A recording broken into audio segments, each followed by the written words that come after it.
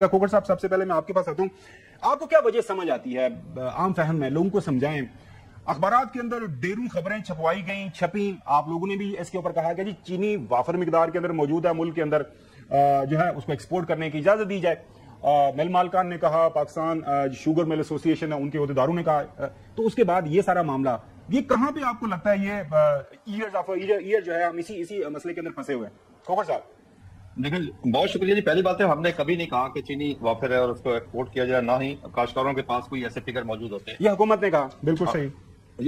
ये उनका खुद था या शुगर मिल वालों ने कहा या उन्होंने कहा। हमें एक चीज का पता है कि इस वक्त जो सूरत हाल बन रही है, अगर चीनी बाहर अच्छा रेट मिलता है तो चीनी एक्सपोर्ट होती है, अगर गंदम बाहर सस्ती जाती है तो पाकिस्तान में इम्पोर्ट कर ली जाती है। दोनों तरीके से असल में ज़िबा काश्तकार को किया जाता है। अब आपके सामने गंदम में जो काश्तकार के साथ हालात हुए आपके सामने है। इसी तरह गन्ने का काश्तकार को क्या रेट मिला? 350 से शुरू हुआ, जब आखिरी दिनों में जब 5-7% गन्ना बचा तो 500 से रेट ऊपर चला गया, सिर्फ दिखाने के लिए कि काश्तकार को ये रेट मिल रहा है। हम हुकूमत से बार बार कह रहे हैं कि एक प्राइस कमीशन बनाए, हर चीज का एक रेट तय होना चाहिए और पूरे साल के लिए रेट होना चाहिए। अब चीनी वो गन्ना खरीदते हैं 3-4 महीने और उसी गन्ने का पूरे साल में वो चीनी बेचते हैं। उसके बाद उसके ऊपर किसी किस्म की कोई और कास्ट नहीं आती। जब चीनी एक दफा पैदा होगी पूरा साल एक रेट रहना चाहिए, एंड कंज्यूमर को भी फायदा होना चाहिए।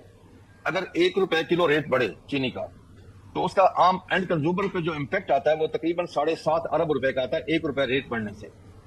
अब बात हो रही है कि जी पाकिस्तान में जो प्रोडक्शन है वो 6.8 मिलियन टन है। नहीं, पाकिस्तान में प्रोडक्शन इससे ज्यादा है। बहुत सारी वैसे निकाली जाती है, बगैर इनवाइस के निकाली जाती है, जिसपे टैक्स पे नहीं किया जाता।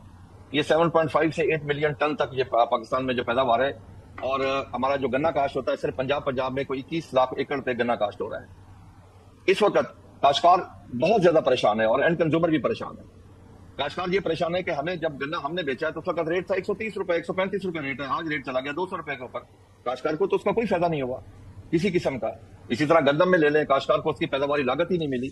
गंदम से ही सारे रास्ते निकलते हैं जी। मैं खबर साहब आपको बता दूं कि इस वक्त हम ज़राअत से बाहर निकल रहे हैं।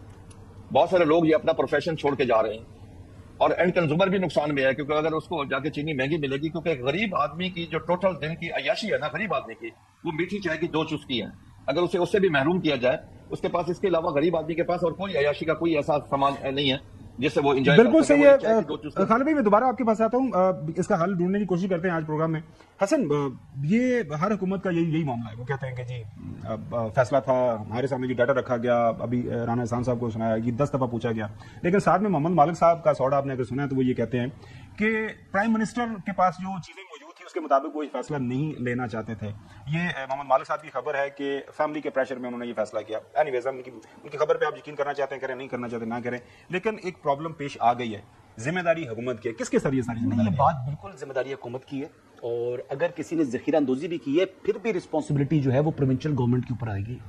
तो डिप्टी कमिश्नर के थ्रू ही आपने जो जखीरा अंदोज है उनके खिलाफ क्रैकडाउन करना है।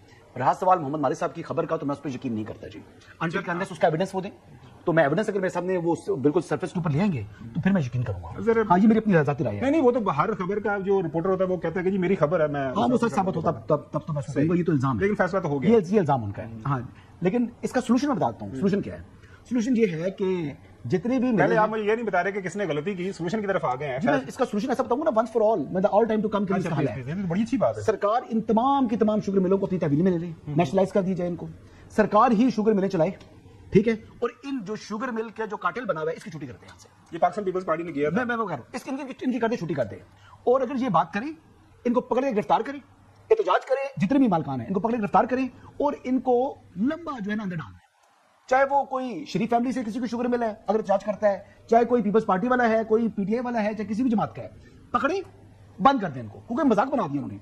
और जो जखीरा अंदोज है उनके ऊपर भी छापे मारने चाहिए, उनको भी गिरफ्तार करना चाहिए और उनको भी जो है ना 2-2, 4-4 साल के लिए अंदर डालें ताकि इनका दिमाग ठीक हो। ये मजाक बनाया हुआ है। हर कुछ इससे बात कोई निगरान हुकूमत है उसमें जनाब ये लोग काबू में नहीं आते। ये जनाब अगर पीटीआई गवर्नमेंट है तो उसमें काबू में नहीं आते। उससे पिछली गवर्नमेंट में चले जाए, पीपल्स पार्टी गवर्नमेंट में मुझे याद है जब 2008 में उनकी गवर्नमेंट आई थी, उनके काबू में नहीं आ रहे थे। इवन परवेज मुशर्रफ के दौर में काबू में नहीं आ रहे थे। बिल्कुल, ये किसी के दौर में काबू में नहीं आते। तो इनका इलाज यही है कि इनकी तमाम मिलें सरकार अपने कब्जे में ले और फिर सरकार चला दे। मिस्टर इस्माइल साहब फॉर्मर फाइनेंस मिनिस्टर हैं पीडीएम की, जब हुकूमत बनी थी पाकिस्तान मुस्लिम लीग नून का ये हिस्सा थे, अब तो जाहिर उनकी अपनी एक सियासी जमात है। उन्होंने लेटेस्ट जो एक्स के ऊपर अपनी तहरीर की है, ट्वीट किया है, हुकूमत के पहले चीनी की बरामद की इजाजत देने और फिर दरामद की सहूलत देने के फैसले से चीनी की कीमत में ₹70 फी किलो इजाफा हुआ है। SFBR को टैक्स का नुकसान और मुल्क को ज़र मुबादला का नुकसान हुआ है। ये सब इसलिए हुआ है ताकि शुगर मिल मालकान गरीब और मतवस्त तबके की जेबों से मजीद 35 अरब रुपए माहाना निकाल सकें। इसके अलावा उन्होंने बताया कि ये क्या तरीकाकार है, उन्हीं की ज़बानी आपको सुनाते हैं। जो भी मीटिंग में बैठे थे, जो चेयरमैन थे कमेटी के, जो दीगर लोग थे और जिसने कमेटी बनाई थी, कोई बच्चा नहीं था, सबको पता था कि हम क्या कर रहे हैं। ये आप भी जानते हैं कि मीटिंगें हुई हैं जहां पे बहुत सारे लोगों ने मना भी किया कि ये ना करो एक्सपोर्ट, प्राइस बढ़ जाएगी, लेकिन उन्होंने कहा नहीं हमने करनी है। फिर ये आपने एक्सपोर्ट की इजाजत दी और आपने साथ में कहा कि 140 से नहीं बढ़ने देंगे। 130 की प्राइस थी, हमने कहा हम 140 से नहीं बढ़ने देंगे। लेकिन वो प्राइसेस बढ़ती रही और आप आहिस्ता आहिस्ता एक्सपोर्ट होता रहा। ये एक दिन में एक्सपोर्ट नहीं हुआ, लेकिन आपने रोका नहीं। 140, 150, 60, 70 तीनों इधर तक प्राइस गई, 80 तक। अब इस वक्त 200 रुपए की प्राइस हो गई है तकरीबन, कहीं कहीं रिटेल में, कराची सिंध के अंदर कम से कम नीचे। फिर ये तो बता रहे हैं कि पूरे मुल्क के अंदर जो कीमत जिस तरह अंदाज से बढ़ी है, फिर वो ये भी बता रहे हैं कि ये कार्टेल हैं। इसका तो हमें सबको पता है कि ये कार्टेल हैं। पहले उनका बयान सुने, फिर मैं जो साहब के पास आता हूँ कि ये कार्टेल भी है। ये किस दिन फार्मर से गन्ना खरीदते हैं ये भी ये लोग आपस में डिसाइड करके बिठाते हैं। ठीक है, सारे के सारे सियासतदान नहीं है, कुछ इनमें से सियासतदानों की है, लेकिन सीरियसली 6 या 8 फैमिलियां हैं और इनकी आपस में रिश्तेदारियां भी हैं। दैट्स व्हाई या तो आप कार्टेल को तोड़े, एंटी ट्रस्ट लॉस जिसके होते हैं उस टाइम की कोई चीज करें। आप कार्टेल भी नहीं कर रहे तो आप इसका कहना है कि अच्छा जो तुम्हारी मर्जी है तुम करो।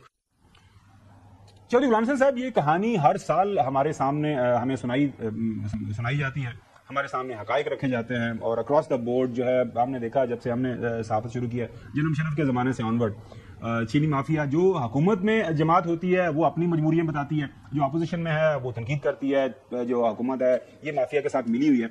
आप ओवर द डेकेड्स आपने देखा है इस मामले को 70 से ऑनवर्ड, हल क्या है, मसला क्या है और इसका हल क्या है? आम फहम में लोग ये समझना चाहते हैं जो साहब नहीं, मसला क्या है? मसला तो सीधा है। वो अभी खोखर साहब ने आपको बड़ी मेरा ख्याल है सादा तरीके से बड़ी पते की बात की है कि पहले काश्तकारों का खून किया आपने, अब वो आपसे परेशान हो जाते मेरे लफ्जों से। पहले उनका अशर नशर कर दिया ताकि उनके पल्ले ना कुछ रहे। पहले गंदम में किया, कॉटन में किया, अब जो गन्ने और इसकी शुगर जो है उसका एंड प्रोडक्ट उसका जो हो रहा है वो आपके सामने है। अब उसके बाद जो कंज्यूमर है उसके ऊपर तो आपने काफ़ी लोड और भी डाले हुए हैं, ये भी डाल दिया है। अभी भी आपके ना कोई पॉलिसी है ना कोई प्लान है कि आपने किसानों का किस तरह तहफ़्फ़ुज़ करना है कि उनको प्रोड्यूस जो कर रहे हैं उनको मुनासिब कीमत मिले, और ना कंज्यूमर का तो वैसे ही बेड़ा गर्क है। You are not interested. अब आप ये जो यारियाँ बारियाँ ना कि जी वो मालिक साहब से मैं बहुत हमारे सीनियर और बड़े अच्छे जर्नलिस्ट हैं विद स्टैंडिंग, वो उनको जी इतना 100% ठीक है। और भाई वक्त कहाँ स्टैंड जाके रुकती है? It is prime minister and his government. Absolutely.